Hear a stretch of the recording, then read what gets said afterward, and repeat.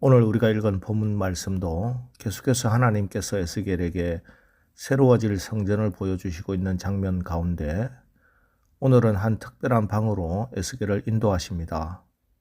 그 방의 이름은 거룩한 방입니다. 13절 그가 내게 이르되 좌우 골방 뜰 앞 곧 북쪽과 남쪽에 있는 방들은 거룩한 방이라. 여호와를 가까이 하는 제사장들이 지성물을 거기에서 먹을 것이며 지성물 곧 소제와 속죄제와 속건제의 제물을 거기 둘 것이니 이는 거룩한 곳이라. 여기 거룩한 방으로 명명된 곳에서는 제사장들이 구별된 성물을 먹는 곳입니다. 제사장들은 이 거룩한 방에서만 제물을 먹을 수 있고 또 그리고 하나님께 드릴 제물을 보관하는 방입니다. 그리고 이 방의 기능이 한 가지 더 있습니다. 14절 제사장의 의복은 거룩함으로 제사장이 성소에 들어갔다가 나올 때 바로 바깥들로 가지 못하고 수종들은 그 의복을 그 방에 두고 다른 옷을 입고 백성의 뜰로 나갈 것이니라 하더라. 이 방은 제사장이 옷을 갈아입는 곳이었습니다.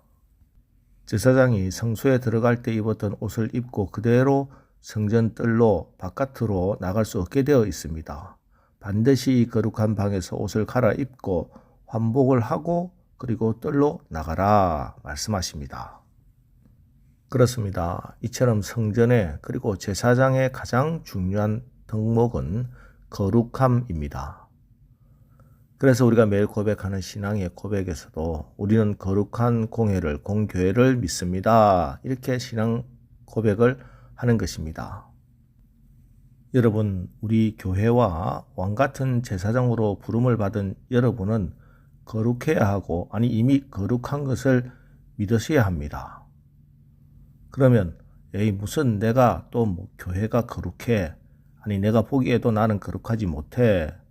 속으로 이렇게 생각하실 분이 있을 것입니다만 교회가 거룩하고 여러분이 거룩하다는 것은 사실입니다. 그 이유는 거룩하신 성령께서 그리스도 예수 안에서 교회를 세우셨고 그리스도 예수 안에 있기 때문입니다. 교회의 지체가 된 우리 각자가 그리스도 예수를 믿음으로 말미암아 거룩하신 하나님의 자녀가 되었기 때문입니다. 여러분이 거룩하신 예수 그리스도와 연합되어 있기 때문입니다. 이것이 교회와 여러분의 정체성입니다. 문제는 이런 교회의 본질적인 정체성을 우리가 자꾸 왜곡시키고 파괴시키는 것이지요. 그럼에도 불구하고 하나님이 거룩하시니 너희도 거룩하라는 이 명령에 순종하고자 우리가 결단하고 나서면은 성령께서 우리와 우리 교회를 거룩하게 하실 줄 믿으시기 바랍니다. 거룩이라는 것이 무엇입니까? 많이들 들으셨겠지만 거룩이라는 말은 구약의 히브리어로는 카도시고 신약의 헬라어로는 하기오스입니다. 이 말은 둘 다 구별됨을 뜻합니다. 그래서 거룩에는 두 가지 면이 있습니다. 소극적인 면으로는 죄로부터 구별되는 것과 또 적극적인 면에서는 세상 속에서 하나님의 거룩을 나타내는 것입니다. 교회는 거룩한 삶을 추구하기 때문에 세상에 오염되지 않고 항상 순결성을 유지해야 합니다. 하지만 또 교회는 세상 속에 존재하면서 적극적으로 하나님의 의를 전파하며 세상을 거룩하게 바꾸어가야 할 책임도 함께 가지고 있습니다. 이 양자 간의 긴장과 조화를 잘 이루어 나가는 것이 하나님의 거룩한 백성으로 부르심을 받은 교회의 사명입니다. 이 거룩의 사명을 감당하지 못하면 교회는 제사장이 된 우리는 성전과 제사장으로 사명을 감당할 수가 없습니다. 이것은 변할 수 없는 사실입니다.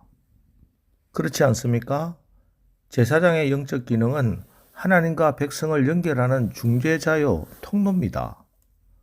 때문에 하나님과 백성을 연결하는 제사장이 영적으로 구별되고 깨끗해야 백성들이 그들을 통해서 하나님께 문제없이 나갈 수 있습니다. 만일 그들이 깨끗하지 못하고 속되고 더럽다면 거리로 통과하는 백성들의 영혼도 더러워질 것입니다. 남유다가 망할 때 제사장들은 정결하지 못했고 깨끗하지 못했습니다. 그래서 오히려 그들이 백성의 영적인 장애물이 되었고 백성들에게 걸려 넘어지게 하는 돌뿌리가 되었습니다. 이것은 그 옛날 에스겔 시절이나 오늘 이 시절이나 똑같이 동일하게 적용되는 말씀입니다. 이 시대의 교회와 우리 성도가 거룩하지 못하면은 많은 믿지 않는 사람들이 거룩하신 하나님께 나가는데 걸림돌이 될 것이고, 심지어 교회를 통과하면서 오염되어서 거룩하신 하나님 앞에 나가는데 더 큰 문제가 될 겁니다. 여러분, 이것은 오늘 목회자들에게만 주시는 말씀이 아닙니다. 교회 장로님, 권사님, 집사님, 성도님들을 통해서 그들의 삶으로 인해서 사람들이 거룩하신 하나님을 볼 수 있도록 해야 합니다. 여러분, 우리의 삶의 모습을 한번 살펴보시기 바랍니다. 우리가 하나님께서 우리에게 주신 직분의 무기를 과연 믿음으로 감당하고 이겨내고 있는가? 우리가 먹고 마시는 것이 오히려 그들에게 걸림돌이 되고 있는 건 아닌가? 내가 입는 옷이, 내가 하는 모든 행위가 세상에 믿지 않는 사람들에게 걸려 넘어지게 하는 돌뿌리가 되고 있는 건 아닌가? 이 문제를 깊이 있게 살펴보고 돌이킬 것이 있다면 돌이켜야 합니다. 하나님, 주님의 이름을 거룩하게 드러내야 할 저희들이 주님을 드러내기는커녕 주님의 이름을 이렇게 훼손하고 있습니다. 우리를 불쌍히 여겨 주옵소서. 주님의 이름이 더럽혀지지 않기를 원합니다. 이것이 주기도문에서 하나님의 이름이 거룩히 여김 받게 하옵소서 하는 기도고, 또 그래서 우리는 이 기도를 드릴 때 눈물로 드려야 할지 모르겠습니다. 우리는 오늘날 한국 사회에서 많은 안티 기독교인들이 교회를 비난하고 하나님을 모욕하는 것이라고 생각하지만, 오히려 하나님의 이름을 모욕하고 더럽히는 것은 하나님 나라 백성인 우리들일 수가 훨씬 더 많습니다. 우리가 하나님 나라 백성답게 살지 않아서 세상 사람들과 다르지 않게 똑같이 살아서 하나님을 믿는 저들도 저렇게 똑같이 사는구나 하는 소리를 들을 때 바로 우리 때문에 하나님의 거룩한 이름이 더럽힘을 받는 것입니다. 물론 우리도 인간이기 때문에 연약합니다. 그러나 그 연약함을 핑계로 교회가 속되고 거룩하지 못하면 안 됩니다. 우리의 연약함을 핑계 삼지 말고 거룩하신 예수님과 성령님께서 나를 다루어 주시고 교회 참 주인 되심있게 하시면 됩니다. 그때 우리는 할 수 없으나 하나님은 하십니다. 성령께서 저와 여러분을 거룩하게 하심으로 세상의 소금과 빛이 되게 하심으로 하늘에 계신 우리 아버지께 영광을 돌리게 하실 줄 믿습니다. 오늘 새벽에 마태복음 5장 16절 이같이 너희 빛이 사람 앞에 비치게 하여 그들로 너희 착한 행실을 보고 하늘에 계신 너희 아버지께 영광을 돌리게 하라는 말씀대로 살겠다 결단하시고, 또 그렇게 살아갈 수 있도록 믿음과 능력을 달라고 기도하시고 또 응답받는 오늘 새벽 기도회가 되기를 축원합니다. 기도하겠습니다. 하나님, 오늘 하나님께서 세우고자 하는 성전은 거룩한 교회, 거룩한 제사장임을 말씀하십니다.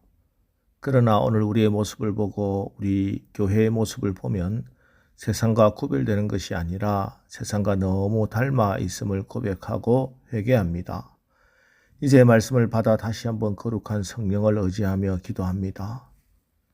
우리 교회를, 성전된 우리를, 제사장된 우리를 성령님께서 다스려 주시고 인도하여 주시오. 우리가 세상의 빛이 되고 소금이 되어 우리의 착한 행실, 거룩한 행실을 보고 하늘에 계신 우리 하나님의 이름이 거룩히 여김 받게 되는 그런 오늘 하루를 살아가게 하옵소서. 예수님의 이름으로 기도합니다. 아멘. 자, 이제 주여, 오늘 하루도 우리가 그리스도의 피로 성령으로 거룩하게 하시고 우리를 통해 거룩하신 하나님의 이름이 거룩히 여김 받게 하옵소서. 우리 합심해서 기도하고 나가겠습니다. 우리 기도합니다.